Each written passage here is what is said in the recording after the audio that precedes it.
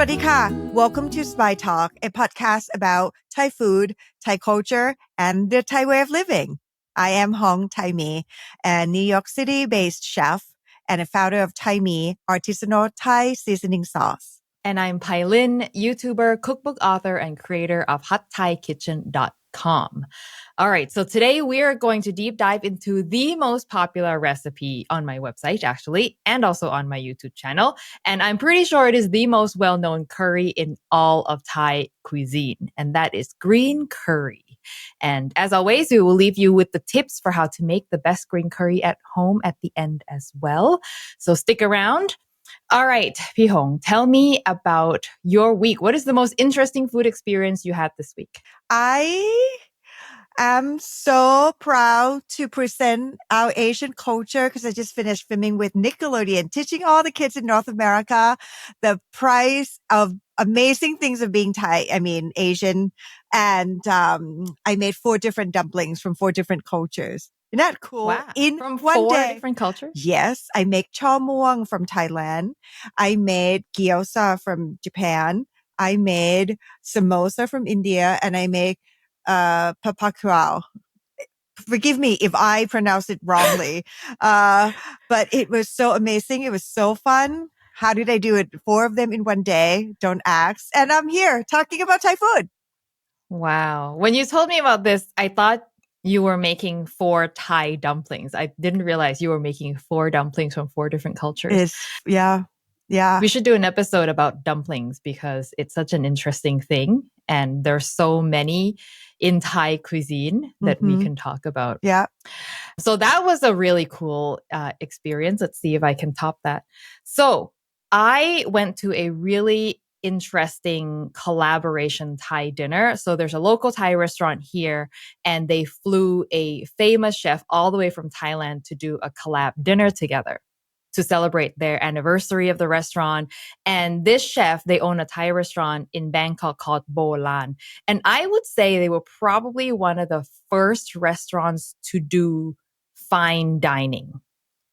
Like the really expensive, 1,000 baht a curry kind of fine dining. And nowadays, they're everywhere, but I feel like they were the first. And they're also a pioneer in no waste, farm to table, organic farming and all that. Anyway, Is I've it always Dylan? There's a chef, Dylan and, Yes, and Bo, correct? That's right. So it's a husband and wife couple. The wife her name is Bo, and the husband is Australian and his name is Dylan. And so they combined their name together. So the restaurant name is Bo Lan, Lan for Dylan. And Bo Lan it's a play on word. In Thai, it means ancient. So, and their thing is also they do like ancient recipes that have disappeared that nobody really knows.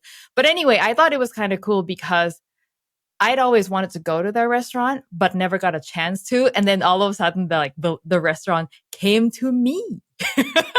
They came to you. They came to me in Vancouver, and it was really interesting. And I just have to tell you a funny story of the one thing that happened that day.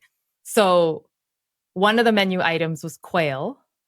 And I was reading the menu. I was like, oh, there's going to be quail. And then when the server came, she put the dish on the table and she was going through like, oh, this is this and this is that and this is that. And here's the chicken. And I was like, chicken? And it's a teeny tiny thing, right? And I'm like, okay, that is either a really tiny chicken or it's actually quail, as the menu said. And so I asked her, do you mean the quail? And she said, yeah, the quail chicken. And Oopsie. It occurred to me that she thought that quail is a type of chicken. Like it's a type of chicken that's very, very small or something.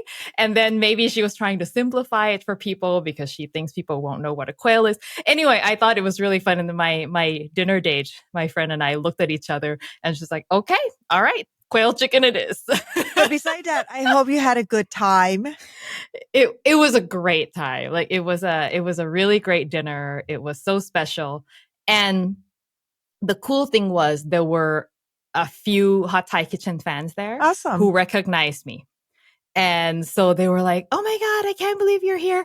And so I ended up taking a bunch of pictures with fans. And then I went and took pictures with Chef Bo and Dylan. And it was like, then I met the Thai general consul there. And it was like a night where all the Gathering night. passionate Thai people were, yeah, no, it was really cool. But I just thought it was so cute about the quail chicken. It is. Now that's what I'm going to call it. But you have to kind of, did you kind of like whisper a little bit that, quail, first of all, it's not chicken and it has, I didn't say anything. Name. I just said, oh, okay. All right. I know. I didn't want to. Yeah, I know. You don't want to be rude. I didn't want to embarrass her, right? Yeah. Got you. Okay. Let's get into our green curry episode. So first of all, I want to start out by talking about what green curry is in Thai, the name of green curry, and let's break it down for people. Yeah. Sometimes when I teach it to my class, I like to start the name, right, with the name Gang Kiao Wan, right? Gang is mean curry. Kiao is green. Wan mean it's sweet. It doesn't mean like it is sweet like dessert, but it's sweeter, had a sweet note in that curry. So I read but I read up on the name sweet green curry. And there are some theories who say that the sweet is actually referring to the color, that it's like a sweet green color as opposed to like a bright green, dark green color. Because green curry, if you don't add any extra things to make it super green, it's a very light, pale green, like pastel green. Mm-hmm. And so there's one theory that says that it's the sweet green color and not. Personally, for me, when I taste Gangkyeowan, I taste the sweetness of the brown sweetness, right? From the palm sugar. And to me, yes, you get something spicy from the curry paste, but at the same time, the roundness, the sweetness from the coconut milk. And I mean, these days, a supermarket is coconut sugar, but we grew up with namtan beep, or it made from palm sugar. That's sugar, to me, my interpretation of Gangkyeowan. But that's a very interesting, the pastel green curry. Those are the two going theories anyway.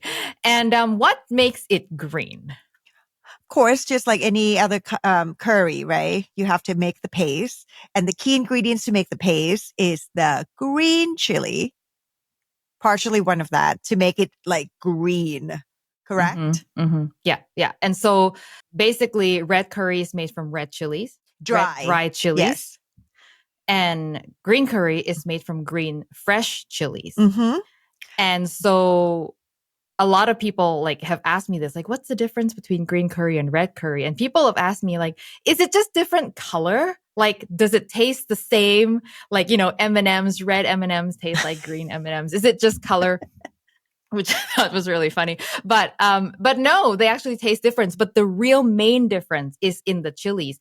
The rest of the ingredients in the curry paste are actually quite similar, lots of overlaps, but the chilies are the main difference. But the chilies alone is responsible for a very major flavor profile difference. Because if you can imagine eating a green chili fresh versus dried red chilies, those things taste nothing alike.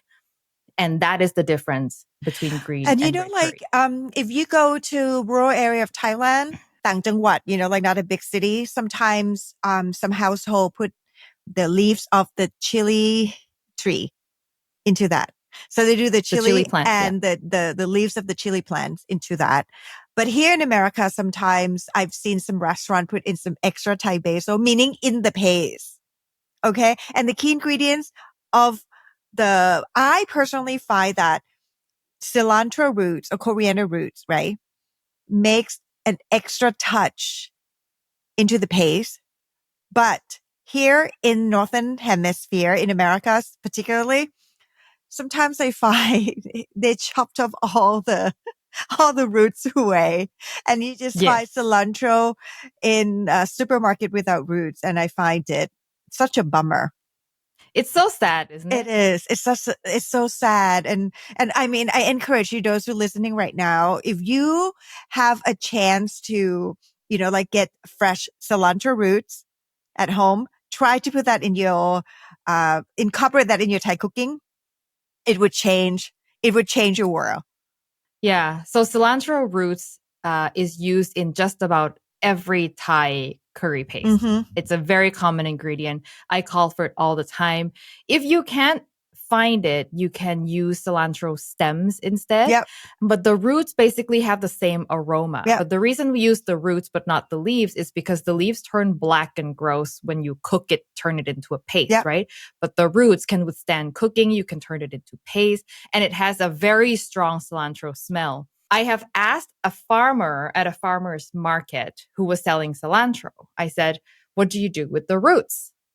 And he looked at me like, "Why do you want to know? This is a really weird question."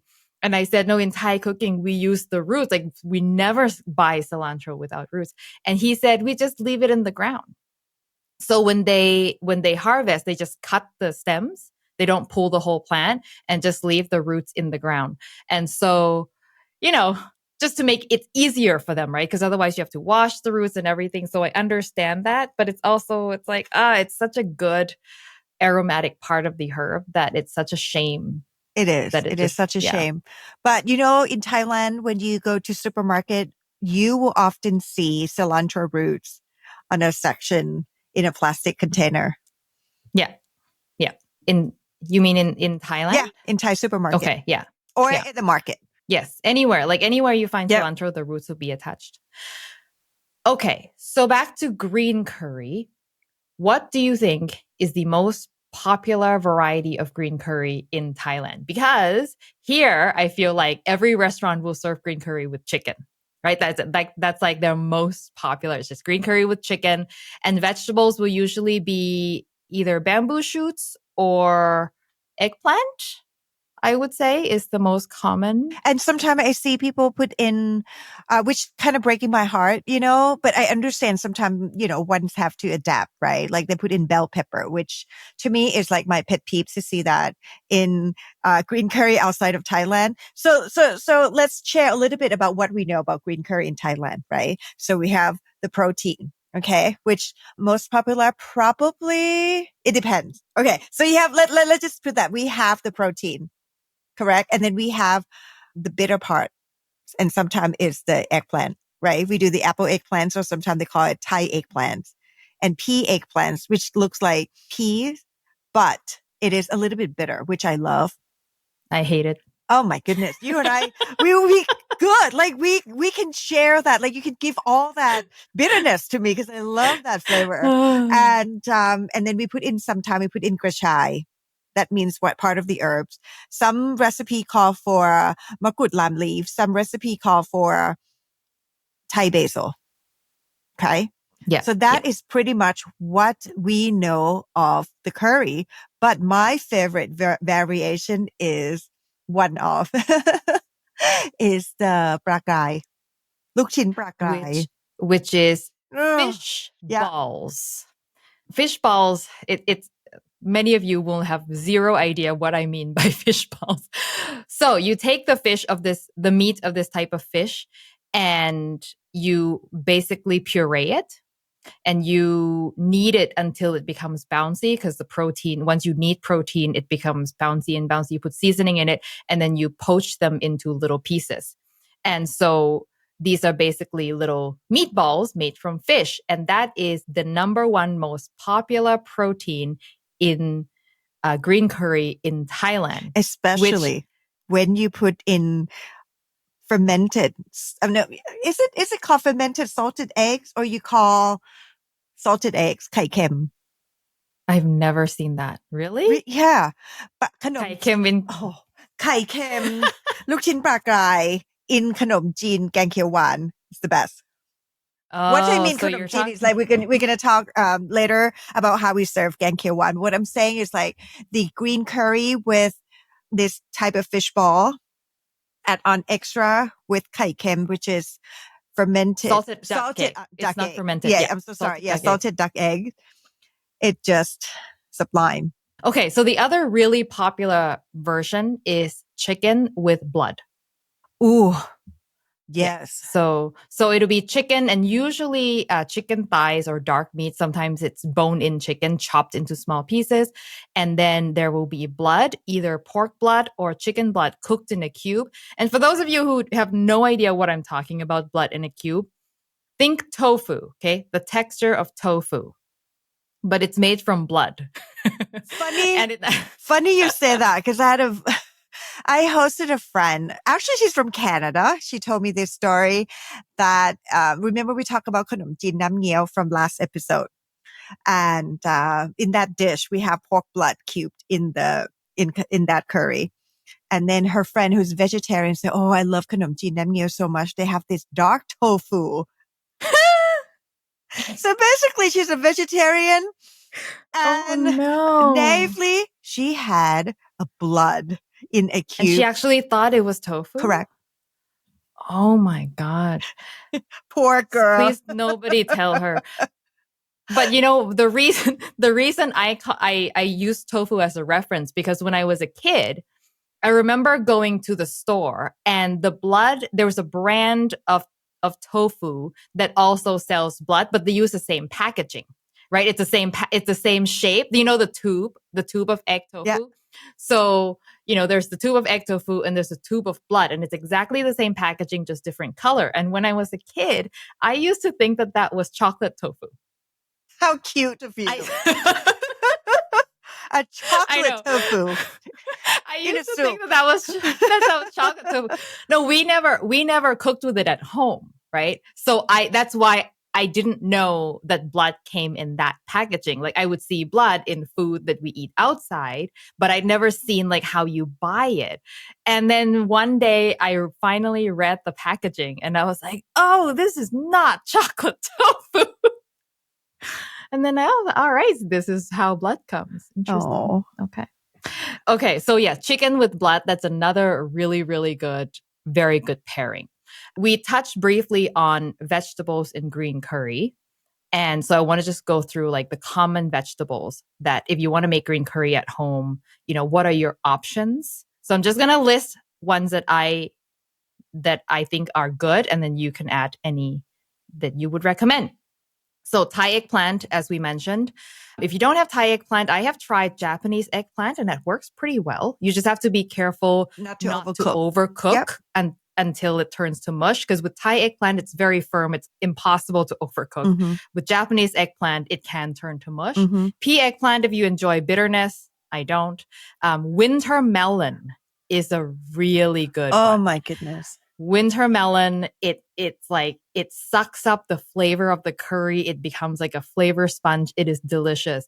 Bamboo shoots are the easiest because you just buy that can, you just rinse it, throw it in. Like I like that as an easy option because you don't have to chop anything. And heart of palm, you can put heart of palm in it also. Especially in south of Thailand, you see a lot of Geng Kieu Wan with heart of palm. I did it once in Bahrain in the Middle East. Oh, cool. Amazing. I love our show. It makes me hungry. By the time those who are listening at home, it's about 5 p.m., about my dinner time, in New York City, and afternoon in Vancouver. But so I think a lot of people don't know what heart of palm actually is. Can you? It's a heart of the palm. So the palm tree has kind of husk that is white, almost like a big bamboo, but not from the ground. Do I say it correctly? Yes. So the anatomically correct term is the shoot. Correct. So the palm tree that we're talking about is coconut palm, right? Not palm trees that you find in LA. Coconut trees, the shoot of the coconut, when you cut away at the outside, the inside is a white part. That's the heart of palm. And it has sort of a crunchy texture, but not much in terms of flavor. Well, it's a tiny bit of sweet. Yeah, a little bit sweet. Not like, in your face sweet. It's like very subtle sweet and kind of coconutty a little bit. Yeah. Yeah. So it pairs so well. It pairs so well with coconut milk and the palm sugar. right? Yeah, because it all comes from the same tree. True. All right, let's talk ways to eat green curry. Obviously, everyone knows that you eat green curry with rice, but what is the other way to eat green curry? So if, in Thailand, most of the time when you order green curry, you can serve it on, I keep on saying fermented, but it is fermented vermicelli fermented, noodles, yes. right? Yes. Which is khanom jeen in Thai. And sometimes you do it over spaghetti. You see a lot of modern Thai restaurants serve spaghetti, gang keo wan something, correct? And then sometime actually ancient and very high society Thai restaurant would do gang keo wan nea, which is the green curry, beef, green curry, and serve along roti bread. Right. So let's back up a little bit. The roti that we're talking about is what would be called roti prata. Yes. And not the roti that you would find in Indian restaurants here. So roti prata is I think it's more common in South India and also in like Malaysia, Singapore, and it's a layered bread. So it's like you make the dough and you kind of like fold it upon itself. So it has all these oily layers and flaky and delicious, and it's pan fried, and it's different from roti that you might find in other kinds of Indian restaurant. And then to go back to khanom jeen, fermented rice vermicelli, the way they make this dough is they basically make a dough from rice flour, and then they let it ferment until it's a little bit sour. And then they press that dough through like a thing with holes. And then I love that's it, how the thing noodle, with hose. a thing with holes. Think like a There's shower a lot of head. things with hose. Like a shower head. Yeah. Like a shower head. And you press and then it the down. dough, Yeah. the dough kind of comes through. It's more like a batter, I guess, comes through the holes into strings, into noodles, and into water, into cold water where it solidifies. And that's how traditional khanom jeen is made. But here in North America, you don't have that. So all you can do is buy dried rice vermicelli, which is usually a Vietnamese product. And you just boil that in hot water, and it's good enough, but it's not the same. It's not the same, but it's good enough. But sometimes you can use it with so mein noodle, right? Yes. Oh, so mein is a great substitute because it has a very similar texture. And I like so mein more than the Vietnamese dried rice noodles because it cooks in like 2 minutes. However, it's important to note that so mein noodles are made from wheat, not rice. So it's not like the same thing, but texturally, it's so similar. On the other hand, I love the Vietnamese brand ones better. But really, yes, I don't mind waiting because the texture is more stringy and it's chewier. Yeah, it's chewier, and I like it more. Yes. Yeah, I can see that. Seriously, maybe we have to change the time of recording because I'm so hungry right now talking about all this.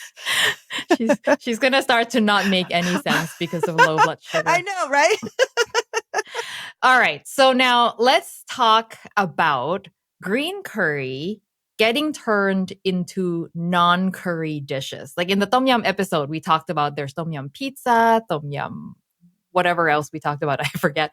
And you mentioned briefly that in Thailand, you can find green curry spaghetti. What else does green curry get turned into in your, have you ever made like green curry something? Oh, totally. I have made green curry pot pie. Oh my God, that amazing, sounds great. especially in a snowy day that you need something to comfort you. I have done green curry that I serve alongside biscuit from the South. And all my son friends, they love them. Oh, what else? I could do green curry shepherd pie. So basically anything that you could do with meat, that'd be good. Putting into, like flavoring something. Right. Yeah. So I'm pretty sure Pizza Hut or some pizza I'm sure chain they've done that. Has done green curry pizza before. And then one thing that's very popular in Thailand now, well, it's been popular for a while, but green curry steamed buns, salapao. Oh, It would do so So, well. Even green yes. curry spring rolls, green curry crab cake. Yeah. So green curry makes good fillings for stuff. Yes. Is the theme. Yeah. There's a very popular, and when I say steamed bun, I'm talking about like the Chinese style dim sum steamed buns. Mhm. And there's a chain that's very popular in Thailand called Salapao Warapon. And my mom loves to buy from them. And their most popular filling, I think, is the green curry with, I think, pork with ground pork inside. It's so good. On my website, I have green curry spring rolls that you just mentioned. I also have green curry fried rice. It was one of my favorite item at two of the restaurants that I had. Oh, really? Oh, my green curry goodness. fried Yes. rice? And then, what was the other one that I had? Oh, green curry rice balls. So I made kind of like an arancini, Yeah. but flavored with green curry, coated in panko, deep fried.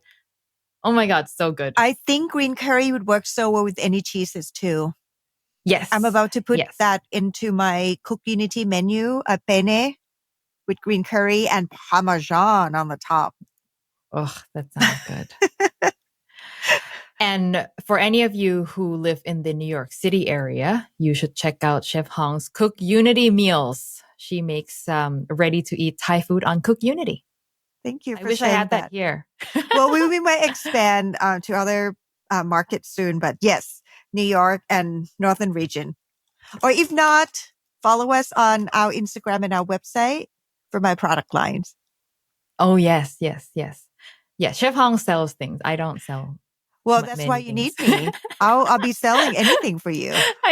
I sell my cookbooks, but I don't sell any food. She's the one, between the two of us, she's the one who sells food to the public, and I'm the one who just teach the public how to cook themselves. So really, we're almost like a conflict of interest, because if they buy your things, then they're not cooking. And if they're cooking, then they're not buying your things.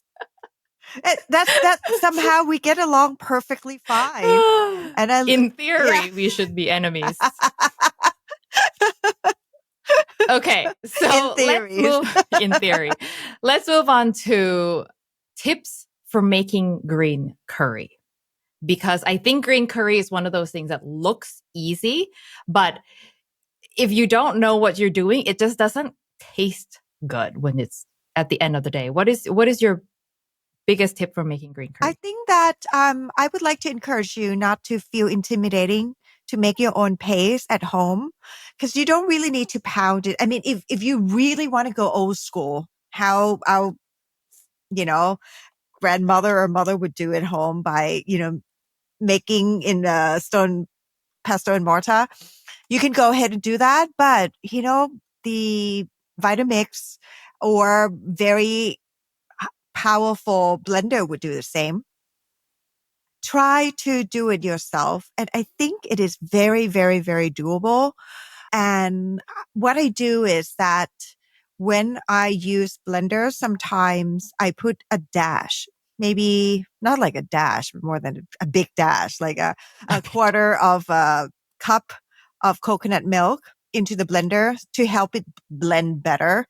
And then in the pan, either with a hot oil or with that mixture, I like to cook it to intensify, to cook the curry and have the color comes out better and the aroma of the spices in the paste comes out better. Yeah. So if you're going to make your own green curry paste, my recommendation for tools is, if you can, an immersion blender is really good for making paste, because with a blender, you kind of have to make a pretty big batch. Otherwise, the blender, there's not enough for it to blend. So if you want to make just a small amount, an immersion blender is great for that. And you don't need to add any extra liquid.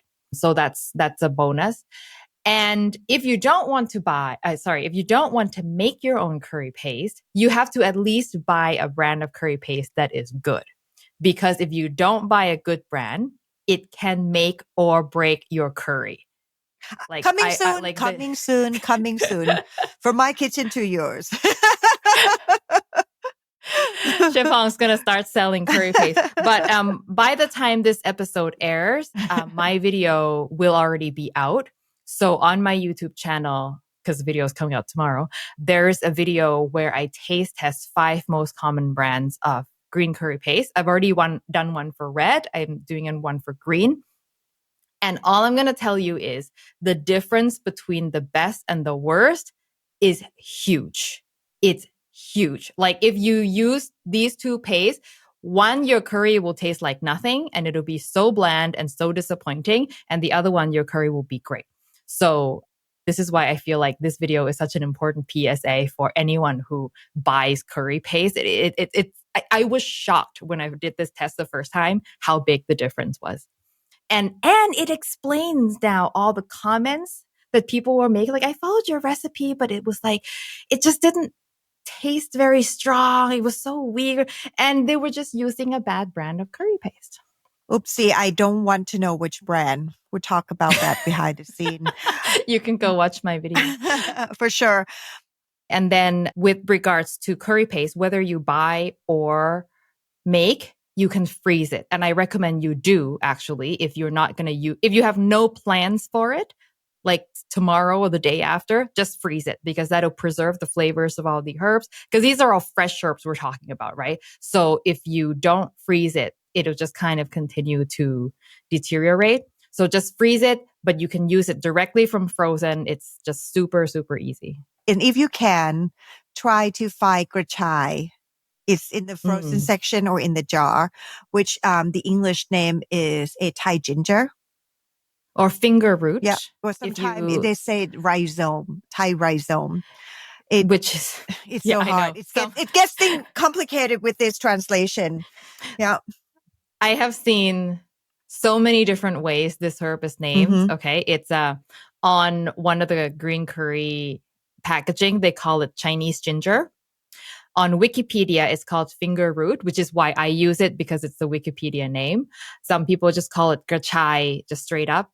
Some people call it wild ginger.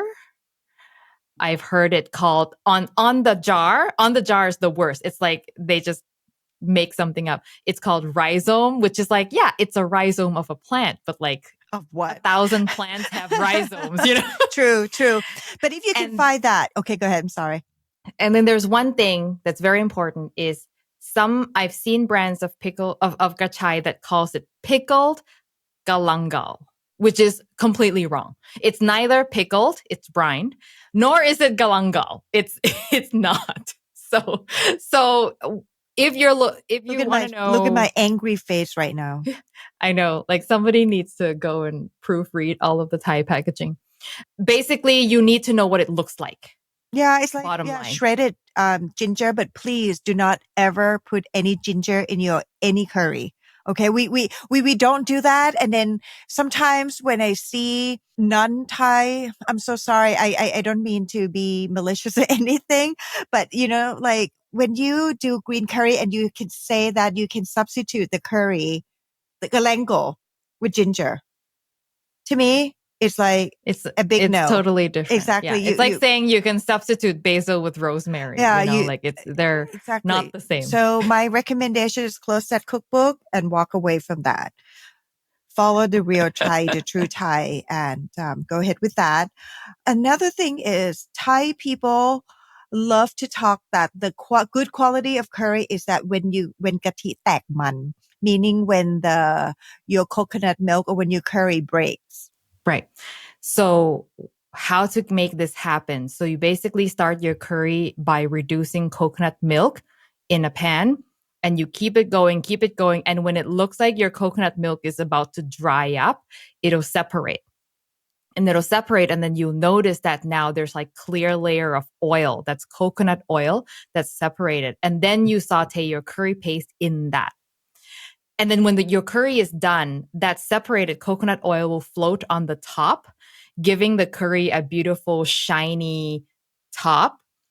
And that's a sign of a well-made Thai curry. I have a confession. Sometimes when we do a big event, please forgive me. I made a very mean pot of curry, but for decoration, we just put in extra of a Thai basil oil on the top. You know what? You're sticking with the theme because because there is Thai basil in the curry already, so you're not like introducing any flavor that wasn't already there. But at least the extra green, it makes things look prettier.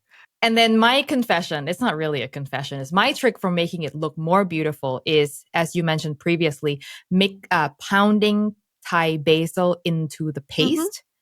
And then that'll boost the green color, and then the oil that floats on top will be so bright and beautiful. The difference is night and day. If you add extra green leaves, it doesn't matter what kind of leaves it is, but I use Thai basil because that, amplifies the flavor of the curry. But you can use spinach for all I care, and you will get that green color. And the difference in the way your curry looks is night and day. Couple of things though, do not overload it, because then it would be like Incredible Hulk kind of green. You don't want that. Remember, Yes. It is pastel green curry. Yes. Another thing is that when you work with makrut lime leaf, instead of chopping, let's tear it, because that's how the aromatic oil will come out better. Yes, because you're bruising the leaves when you tear. And when you bruise the leaves, that's how it comes out. If you chop, then, you don't really get any flavor out of it. So you should grab the leaves with your hands, twist so they're totally bruised, and then tear. And I think that's my trick. Yes. And to make a good curry, you need good coconut milk too. And please, I do not understand why there are coconut cream or coconut concentrate or thick coconut milk or reduced fat coconut milk on the shelf. Oh, that's the worst. Reduced fat coconut milk. If you're going to spend your money on reduced fat coconut milk, all you need to do is buy regular coconut milk, use less of it, and then add water. Because I promise you, that's all the light coconut milk has done, is they just put more water. And so you're just wasting money on extra water. No. So, yeah, but sometimes, like in the winter time when the temperature is so cold, just to make sure that you kind of, heat it a little bit, meaning that you shake your coconut milk can well. So you're not separated too much of the fat and the water in there. And then my final tip, this is your tip that I have in my notes, is serving green curry. What do you serve your green curry with? I mean, as I mentioned, I do it with khanom jeen, fermented rice vermicelli noodles, sometimes with rice, all kind of rice, black, brown. We do not serve this curry with sticky rice. Yes. Okay. Good. That's a Let's good get one. That out of the way. Okay. Let me tell you why. Central Thailand, which is where this curry from. Yeah. They don't eat much of the sticky rice. Sticky rice is more like Northern Thai and Northeastern Thai. So no, just a regular steamy rice, cooked rice. As I mentioned, the spaghetti rice, fermented rice vermicelli noodle, that would be amazing. But before we go that far, make sure that when you season your curry, my tip always, you equally distribute the sweetness and the saltiness from the fish sauce. Which means if you were going to put like a teaspoon of fish sauce, make sure you put in a teaspoon of coconut or palm sugar. Why that? Because I have learned there's two types, okay? Two types of sugar, two types of sweetness. My apologies. One is like granulated sugar, which is super sharp, right? The kind of that can hurt your throat, Thai cook would say, or the round kind of sweet, which mean that it's just sweet, but it's kind of rounded, kind of softness, soft touch of sweetness. And it's a smoother sweetness. Yeah. And with that, the palm sugar or coconut sugar with fish sauce and coconut milk together with the paste, no matter what you do, once you fry that concoction, that's your bingo. That's your winning game. Yes. And now I've got something new to try is green curry with rice vermicelli and salted duck egg. Yes, please do. So good. Sounds like such a great combination. And also, prik nam pla is a great condiment to serve on the side. Prik nam pla is a condiment made from fish sauce, chilies, and a little bit of lime juice. And it's our salt and pepper equivalent. It's on the table. You can put it on anything and it just adds an extra boost of zinginess and umami and it on green curry. And I like to put it on the rice. Like when you're eating the curry with rice, you put the pig nampa on the rice and it just makes everything And if you were extra special. And I would make it extra special with my kai jiao too. Oh, yes. I could say it again. Kai jiao is good for everything. Do you want to And explain? what is kai jiao? Again, Kai jiao it's an is omelet. kai jiao. I said it wrong last time. Yes, kai jiao is a Thai omelet. And it's very simple. You just beat some egg with fish sauce. That's it. You don't need to complicate it. Fry it in a pan in a circle, flip it, cook the other side, and it just goes so well with all things soupy. Like we talked about it being great with tom yum soup, and it's also great with green curry. Mm-hmm. Anything else before we wrap up? I think I would love to encourage you to try. Follow Pailin's recipe, follow my recipe, whoever. I think you are going to have a great meal at home. And if you have any questions you want to write into us, you can write to us at sabaitalk@hongthaimee.com. And then if you want to follow me, I am at Hot Thai Kitchen on Instagram, and hotthaikitchen.com is my website. And on YouTube, I am at Pailin's Kitchen. And I'm Hong Thaimee and everything Hong Thaimee under my empire brand. Say it to the universe. So Hong Thaimee on Pinterest, Instagram, and my website is hongthaimee.com. Thank you for listening, and we will see you next time. สวัสดีค่ะ สวัสดีค่ะ This episode would not be possible without the wonderful support from my friends at Chef's Choice, who specializes in Thai ingredients.